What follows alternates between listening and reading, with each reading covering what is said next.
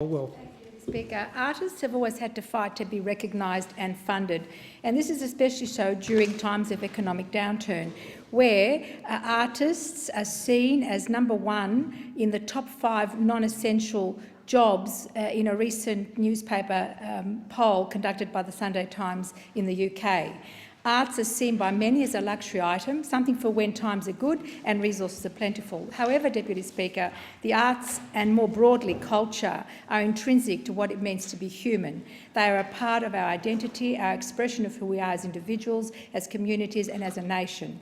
Last week I took part in an online discussion with hundreds of visual artists through the NAVA, the National Association of Visual Artists. They wanted advice on how to lobby for their causes. I encouraged them to insist on proper recognition and support for the fundamental work that artists do in building and empowering communities.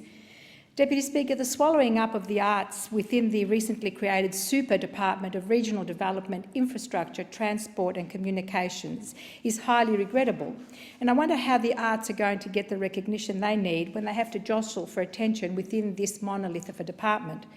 In my view, instead of further diminishing the profile of arts policy, we need to be broadening our horizons and establishing a separate department of arts and culture. At this critical time, our cultural maturity should be at the forefront of our public policy. The pandemic has forced us, like all other nations, to consider our national identity and our place in the world. The growing demands to confront racism and inequality are matters that go to the heart of culture.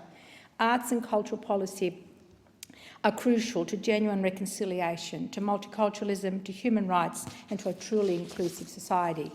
The arts live and breathe creativity everywhere in our nation and across our communities. And in my own electorate, the Mesopotamia Visual Arts Society is made up of artists who have migrated from Iraq and promotes art as a humanitarian message.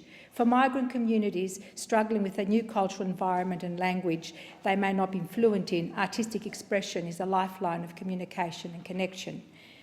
The Indigenous Education Centre at Kangan TAFE teaches Aboriginal and Torres Strait Island students about the importance of maintaining the tradition of storytelling and identity through the visual arts. And the Craigieburn Art Group brings together a diverse range of local artists from different cultural backgrounds to exhibit together, to enjoy each other's friendship and encourage local school children in pursuing their creativity.